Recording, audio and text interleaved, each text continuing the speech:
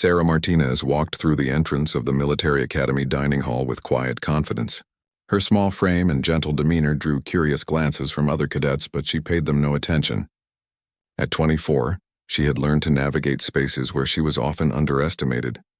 The dining hall buzzed with the usual evening chatter as hundreds of cadets filled their trays and found seats among long wooden tables.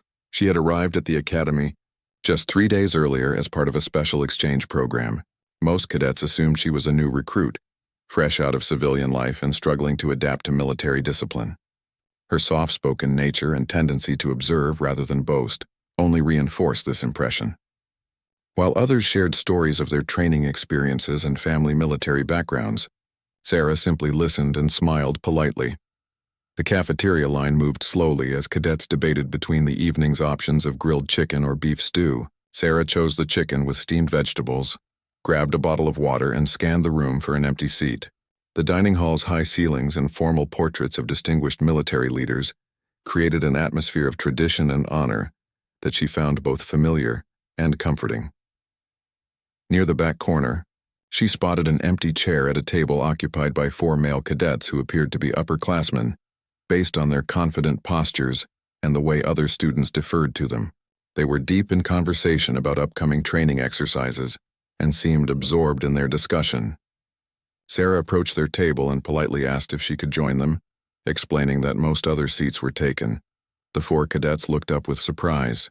The tallest one, who had been speaking loudly about his performance in recent combat simulations, nodded toward the empty chair with a smirk. His name tag read Henderson, and his muscular build and stern expression suggested he took great pride in his physical capabilities.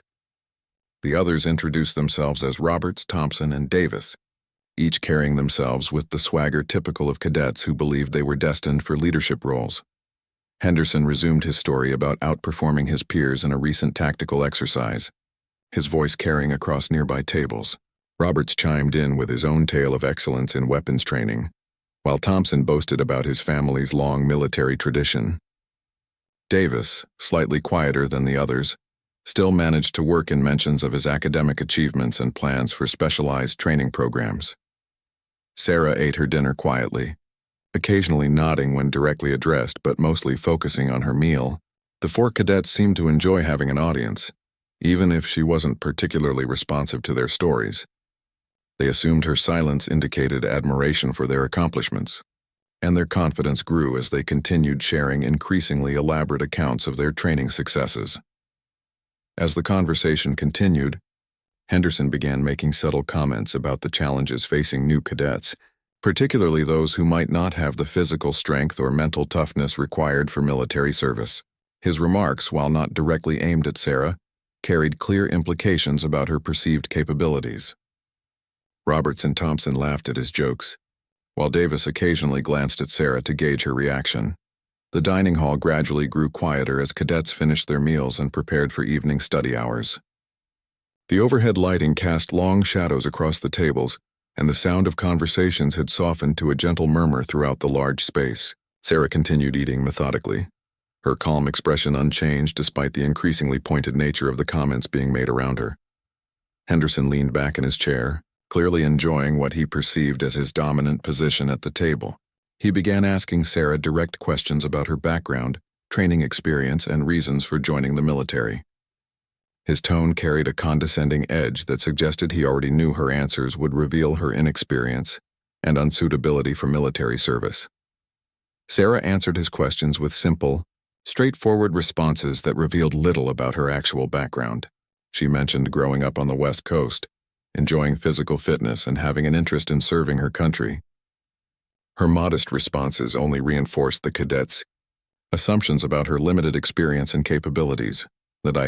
Conversation took on an increasingly challenging tone as the 4 cadets began sharing stories specifically designed to intimidate or impress their quiet tablemate.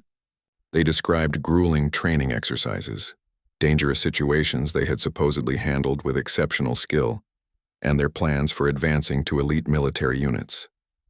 Each story seemed calculated to demonstrate their superiority and highlight what they saw as her obvious deficiencies. Throughout their verbal display, Sarah maintained her composed demeanor. She occasionally asked thoughtful questions that showed she was listening, but her responses remained measured and humble. The four cadets interpreted her calm behavior as evidence of intimidation or recognition of their superior abilities, which only encouraged them to become more boastful and condescending. As the evening progressed, other cadets at nearby tables began to notice the dynamics at their table. Some watched with curiosity, while others seemed uncomfortable with the increasingly one-sided nature of the conversation.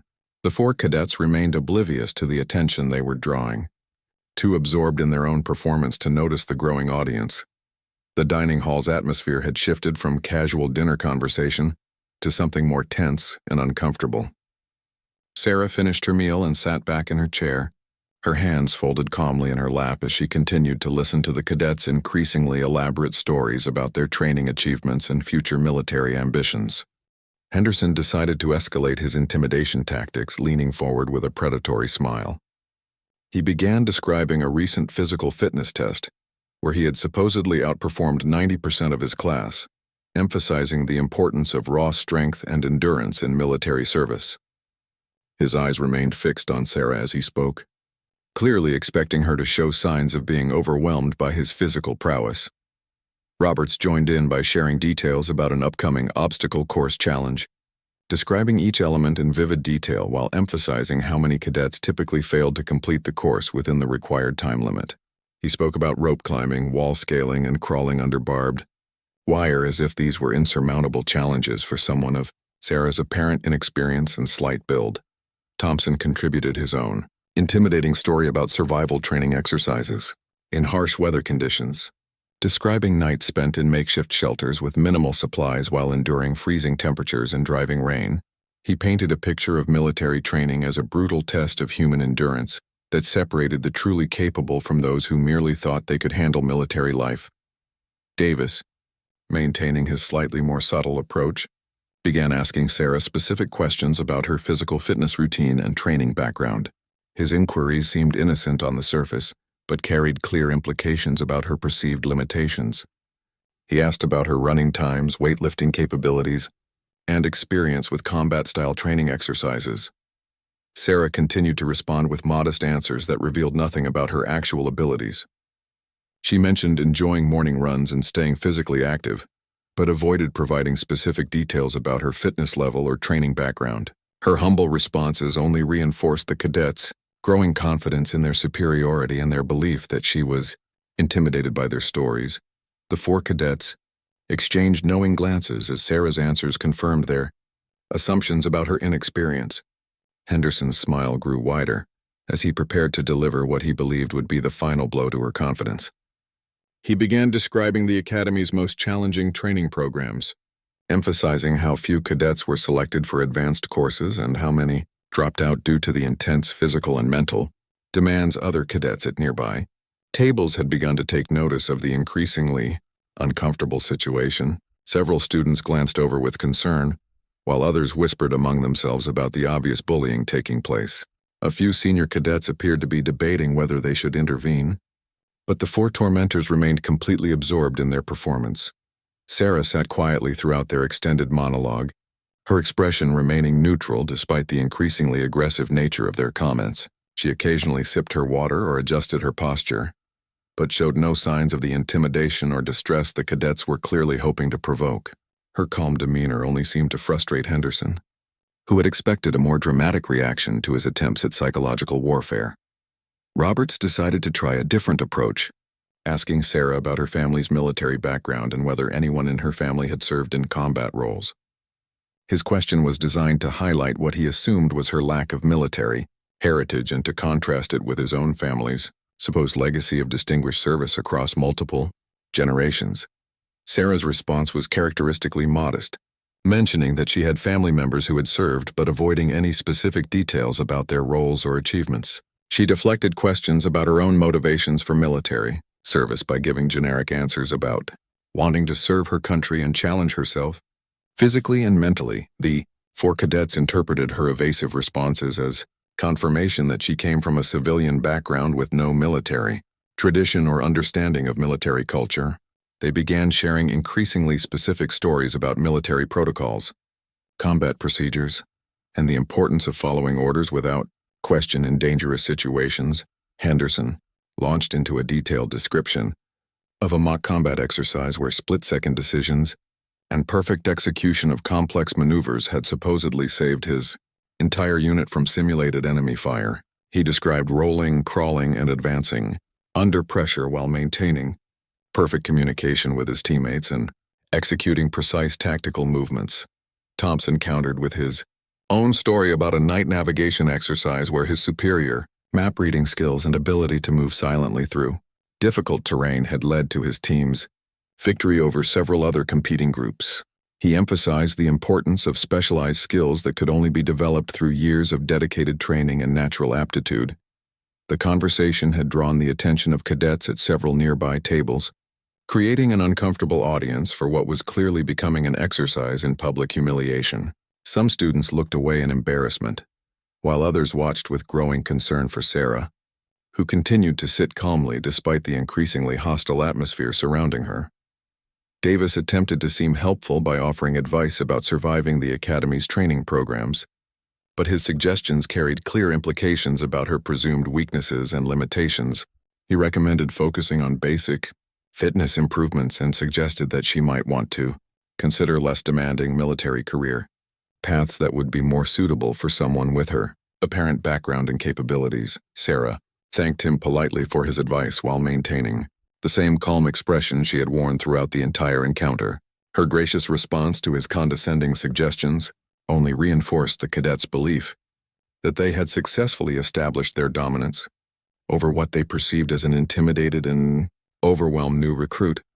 The dining hall had grown significantly quieter as the evening progressed, with most cadets having finished their meals and departed for study hall or evening activities. The reduced noise level made the conversation at Sarah's table more audible to surrounding students, creating an increasingly uncomfortable situation for everyone within earshot of the four cadets' relentless verbal assault. Henderson sensed what he believed was his moment of complete victory. He leaned back in his chair with obvious satisfaction, surveying what he perceived as his conquered opponent. His voice grew louder and more confident as he began describing the Academy's dropout rates, particularly emphasizing how many cadets realized within their first few weeks that they simply were not cut out for military service. Roberts eagerly supported Henderson's narrative by sharing statistics he claimed to know about academic and physical fitness failures among new recruits.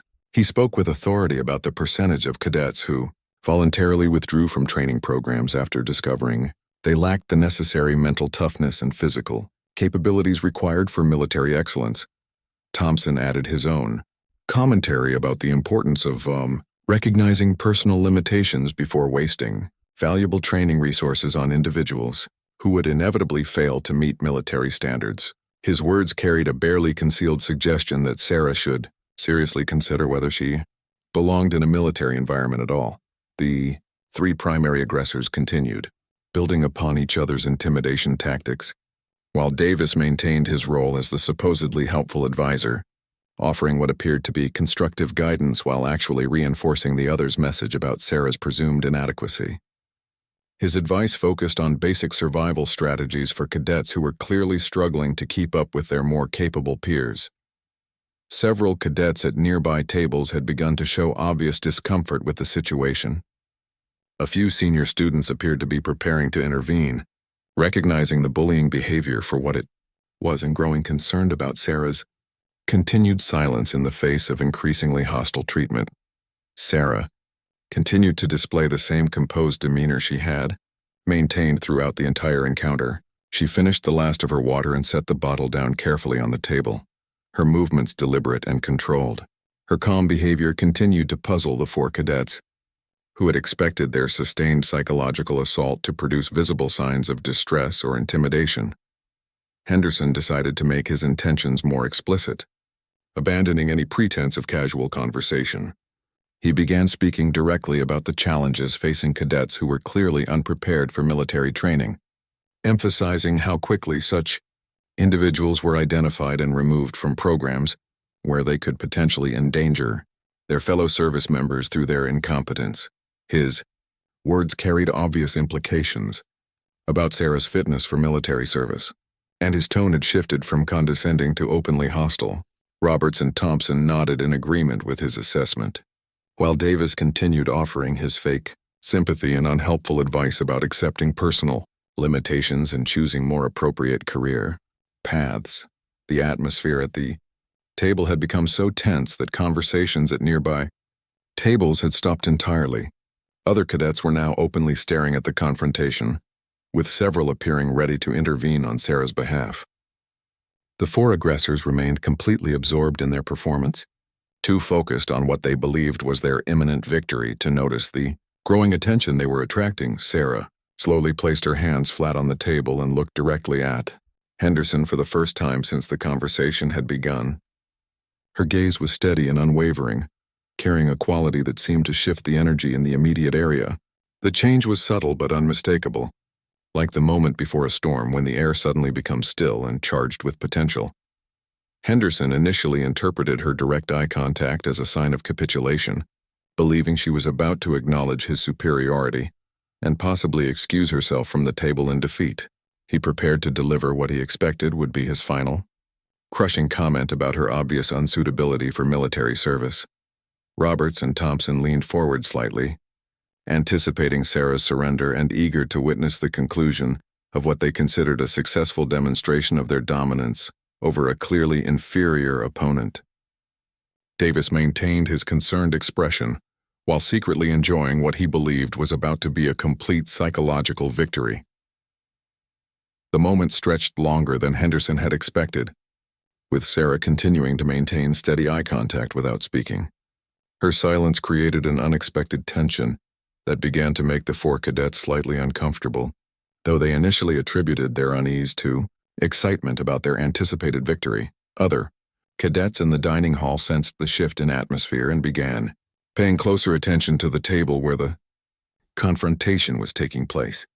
The quiet intensity of Sarah's demeanor created a stark contrast to the loud, aggressive behavior of her tormentors, and several observers began to suspect that the situation might not unfold as the four cadets expected. Sarah spoke for the first time in several minutes, her voice quiet but carrying a clarity that cut through the dining hall's ambient noise. She thanked the four cadets for sharing their experiences and mentioned that she found their training stories particularly interesting, given her own background in similar exercises. Her tone remained polite and conversational, but there was something different in her manner that Henderson couldn't quite identify. Henderson felt a flicker of uncertainty but quickly dismissed it, convinced that Sarah was simply trying to save face by pretending to have relevant experience. He responded with a patronizing smile and asked her to elaborate on her training background, fully expecting her to reveal that her experience consisted of nothing more than basic civilian fitness activities or perhaps some recreational sports participation. Sarah's response was measured and specific. She mentioned having completed advanced combat swimming qualifications, including underwater navigation exercises in zero-visibility conditions.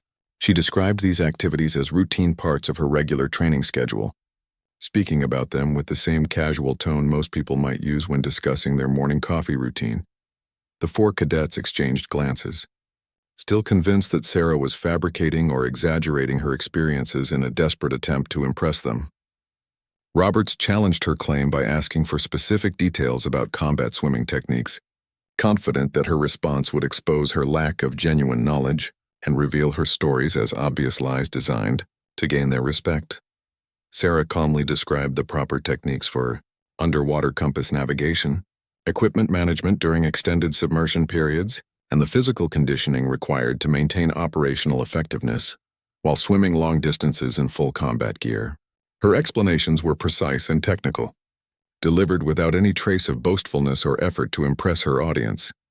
Thompson, growing increasingly uncomfortable with the unexpected direction of the conversation, attempted to regain control by questioning Sarah's knowledge of advanced tactical procedures. He asked about small unit tactics and combat formations, expecting her to stumble over concepts that were supposedly beyond her experience level. Sarah's response demonstrated comprehensive understanding of squad-level movement techniques, ambush procedures, and coordination protocols used in various combat environments. She described these concepts with the same matter-of-fact delivery she had used for all her previous responses, as if discussing well-established facts rather than specialized military knowledge. Davis tried a different approach, asking about specific equipment and weapon systems that he was certain Sarah would be unfamiliar with. He mentioned several advanced military technologies, expecting her to admit ignorance and thereby confirm the cadet's original assessment of her capabilities and experience. Sarah acknowledged familiarity with each piece of equipment Davis mentioned, providing brief but accurate descriptions of their operational characteristics and appropriate usage scenarios. Her knowledge was clearly based on hands-on experience rather than theoretical study, though she continued to present this information without any apparent effort to boast about her expertise. The 4 cadets were beginning to experience genuine confusion about Sarah's background, though they remained convinced that she must be exaggerating or fabricating her claimed experiences. Henderson decided to test her knowledge with questions about specific military units and specialized training programs that he was certain would expose her. Deception. Sarah responded to his questions with accurate information about various special operations units, their selection criteria, training methodologies, and operational responsibilities. Her answers demonstrated detailed understanding of military organizational structures and specialized capabilities that would typically be known only to individuals with direct experience in relevant training programs. The atmosphere at the table had shifted dramatically from the confident aggression the 4 cadets had displayed earlier. Their previous certainty about Sarah's inexperience was being systematically challenged by her consistent demonstration of advanced military knowledge and training experience. Roberts attempted to maintain his skeptical position by demanding more specific details about Sarah's claimed training experiences, but his voice carried less confidence than before. He asked about survival training scenarios and extreme weather operations, still hoping to find gaps in her knowledge that would validate his original assessment of her capabilities. Sarah described various survival techniques, cold weather operations procedures, and equipment management strategies with the same calm precision she had shown throughout the conversation. Her knowledge extended to specific details about caloric requirements, hypothermia prevention, and equipment modifications for extreme environment operations. Thompson's growing discomfort became more obvious as he struggled to maintain his previously confident demeanor. He asked increasingly specific technical questions about military procedures, expecting to eventually expose what he still believed must be Sarah's deceptive claims about her background and experience. The dining hall had grown noticeably quieter as other cadets became aware of the unusual conversation taking place at the corner table. Several senior students had moved closer, drawn by curiosity about the unexpected turn in what had appeared to be a typical bullying incident involving an inexperienced new recruit. Henderson's confidence had completely evaporated, replaced by a growing sense of dread as Sarah continued demonstrating knowledge that clearly exceeded his own, despite his years of academy training. He made one final desperate attempt to reassert his dominance by asking about the most advanced and secretive military operations he could think of, certain that no one with Sarah's apparent background could possibly have access to such classified information. Sarah paused for a moment, considering her response carefully. She explained that while she couldn't discuss specific operational details due to classification requirements, she could confirm that she had participated in various joint training exercises involving multiple special operations units from different service branches. Her mention of classification restrictions carried the matter-of-fact tone of someone accustomed to handling sensitive information. The 4 cadets sat in stunned silence as the implications of Sarah's casual reference to classified operations began to sink in. Roberts, Thompson, and Davis looked to Henderson for guidance, but he appeared equally bewildered by this unexpected revelation about their quiet dinner companion's true background. Sarah reached into her pocket and withdrew a small identification card, placing it face down on the table in front of Henderson. She suggested that perhaps it was time for proper introductions, since they had been sharing dinner together for quite some time without really getting to know each other. Her tone remained friendly and conversational, but carried an undertone of authority that had been completely absent from her earlier responses. Henderson picked up the identification card with trembling fingers, his face growing pale as he read the information printed on its surface. The card identified Sarah as Lieutenant Sarah Martinez, United States Navy, assigned to Naval Special Warfare Development Group. The official government seal and security features left no doubt about the document's authenticity. Roberts leaned over to read the card, his jaw dropping as he processed the information displayed there. Naval Special Warfare Development Group was better known by its unofficial designation as SEAL Team 6, one of the most elite and secretive military units in the world. The realization that they had been attempting to intimidate a member of this legendary unit left him speechless with embarrassment and fear. Thompson grabbed the card from Roberts' hands, desperately hoping he had misread the information. But the official designation was unmistakably clear. Davis simply stared at Sarah with his mouth hanging open, unable to process how completely they had misjudged the situation and how thoroughly they had embarrassed themselves. Sarah calmly retrieved her identification card and returned it to her pocket, explaining that she typically preferred to avoid mentioning her military background in casual social situations. She said that most people found it easier to relate to her when they weren't intimidated by her professional credentials, which was why she generally kept such information private during initial meetings. The 4 cadets remained frozen in their seats, each one mentally reviewing every arrogant comment they had made and every condescending suggestion they had offered to someone whose military accomplishments exceeded their wildest ambitions. Henderson's face had turned bright red with humiliation as he realized how thoroughly he had revealed his own ignorance and insecurity.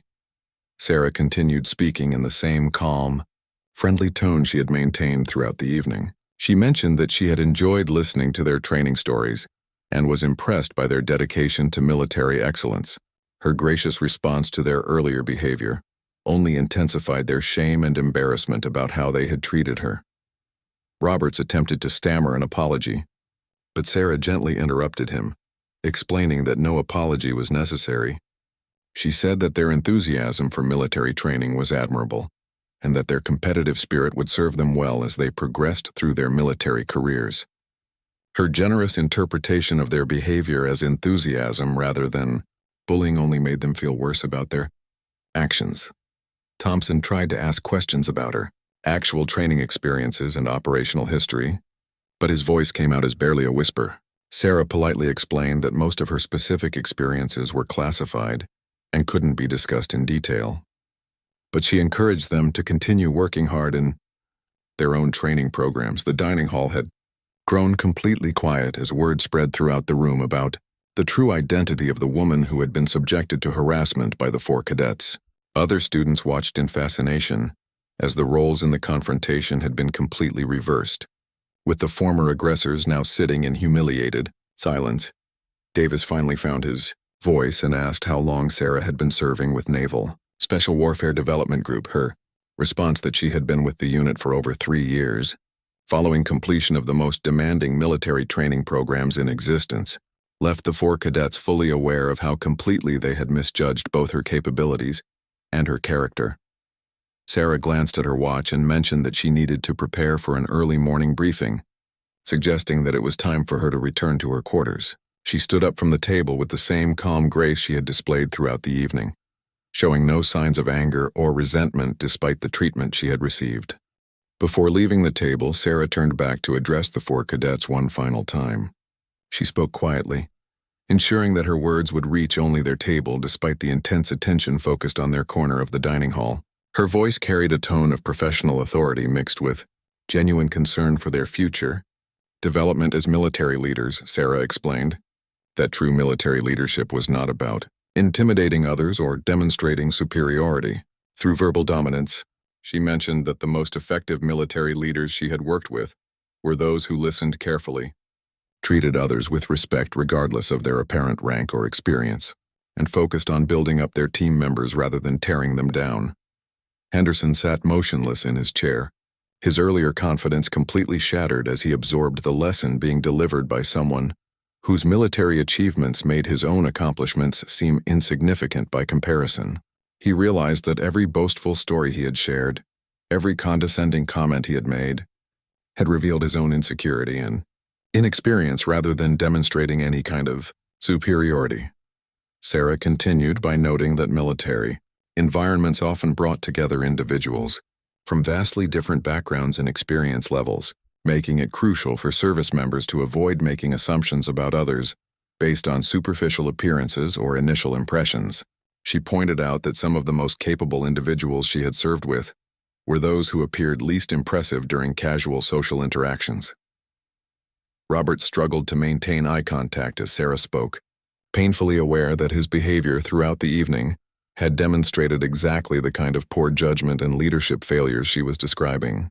His attempts to impress her through intimidation and boastfulness had accomplished nothing except revealing his own character flaws and unprofessional attitudes. Thompson found himself recalling every arrogant assumption he had made about Sarah's capabilities and background, recognizing how completely his prejudices had blinded him to obvious signs of her experience and competence. Her calm responses to their aggressive behavior now seemed clearly indicative of someone accustomed to maintaining composure under much more challenging circumstances than dinner conversation with Academy cadets.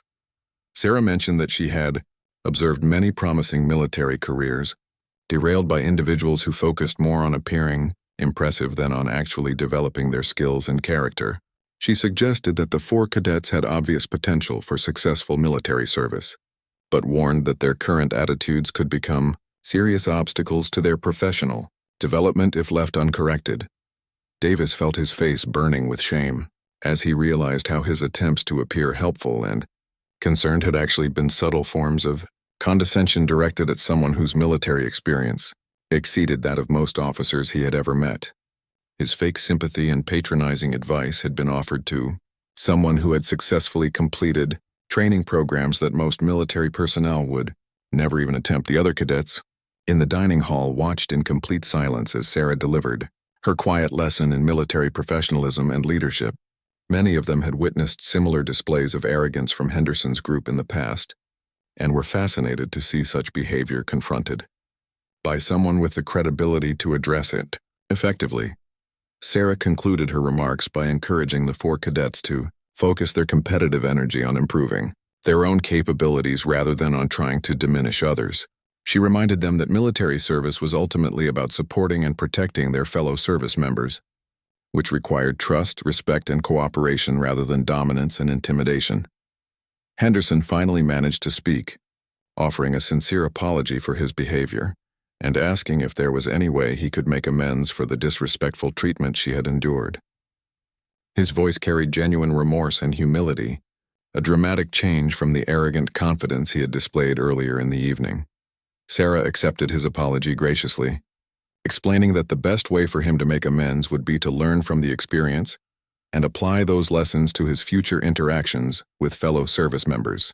She emphasized that everyone made mistakes during their military development, and that the key was to recognize those mistakes and grow from them rather than repeating them. Roberts, Thompson, and Davis each offered their own apologies, expressing genuine embarrassment about their behavior and gratitude for the professional manner in which Sarah had handled their inappropriate conduct. Their voices carried the subdued tone of individuals who had received a profound lesson in humility and military bearing. Sarah acknowledged their apologies with the same grace she had shown throughout the encounter, reiterating her confidence in their potential for growth and improvement as they continued their military training. She reminded them that developing good judgment about people and situations was just as important as developing physical and technical military skills. The dining hall remained completely quiet as Sarah prepared to leave, with every cadet present having witnessed an unforgettable demonstration of true military professionalism under challenging circumstances. Her composed handling of sustained verbal aggression had provided a masterclass in leadership behavior that would be remembered and discussed for years to come throughout the academy. As Sarah walked toward the dining hall exit, conversations gradually resumed throughout the room, though in much more subdued tones than had been typical for evening dinner periods. Cadets at nearby tables began discussing what they had witnessed, with many expressing admiration for how Sarah had handled the situation and criticism for the inappropriate behavior of Henderson's group. The 4 cadets remained seated at their table long after Sarah's departure, each one lost in his own thoughts about the evening's events. Henderson stared at the spot where Sarah's identification card had briefly rested, still struggling to comprehend how completely he had misjudged both the situation and the person he had attempted to intimidate. His earlier confidence seemed like a distant memory, replaced by a profound sense of humiliation and self-reflection. Roberts picked at the remains of his dinner, no longer interested in eating as he mentally reviewed every arrogant comment he had made during the evening. The realization that he had been lecturing a Navy SEAL about military training and combat preparedness struck him as almost surreal in its absurdity. His previous sense of superiority over his academy peers had been completely shattered by the encounter. Thompson sat in stunned silence, gradually becoming aware of the whispered conversations taking place at surrounding tables as other cadets discussed the incident they had witnessed. He could hear fragments of commentary about his group's behavior, none of it flattering, and began to understand that their reputation throughout the academy had been permanently damaged by their actions. Davis attempted to process the broader implications of what had occurred, recognizing that their behavior had not only been inappropriate toward Sarah, but had also demonstrated poor judgment that could affect their future military careers. Academy instructors would undoubtedly hear about the incident, and their conduct would likely be scrutinized more carefully in future training evaluations. Word of the evening's events spread quickly throughout the academy's student population, with details being shared through dormitory conversations, study group meetings, and casual interactions between classes.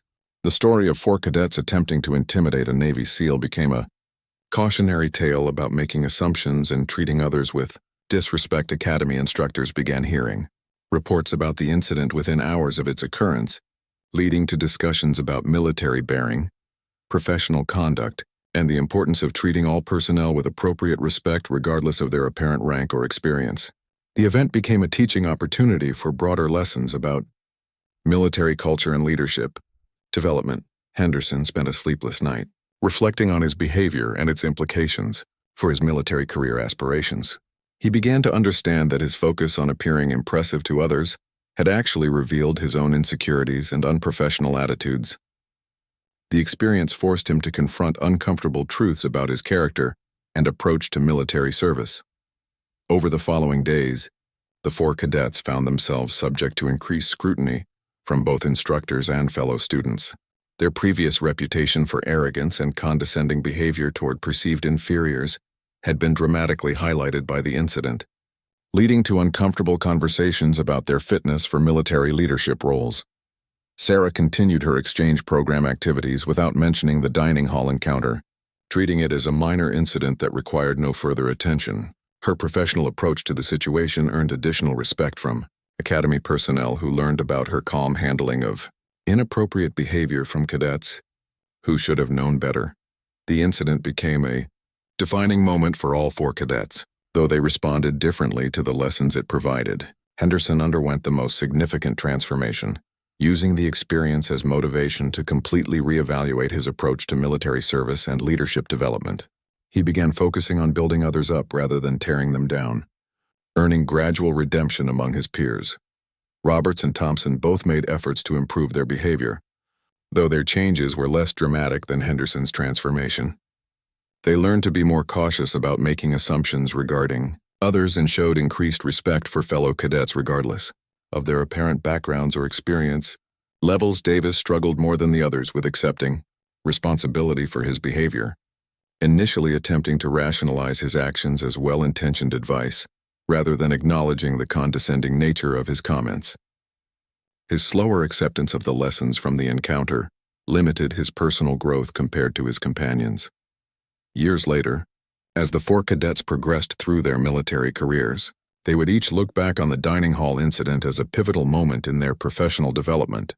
The encounter with Sarah Martinez had provided them with an unforgettable lesson about respect, humility, and the dangers of making assumptions about others based on superficial impressions. The story became part of academy folklore, shared with new classes of cadets as an example of proper military bearing under pressure, and the importance of treating all personnel with appropriate respect. Sarah's composed handling of sustained verbal aggression became a model for professional conduct that influenced military leadership development for years to come.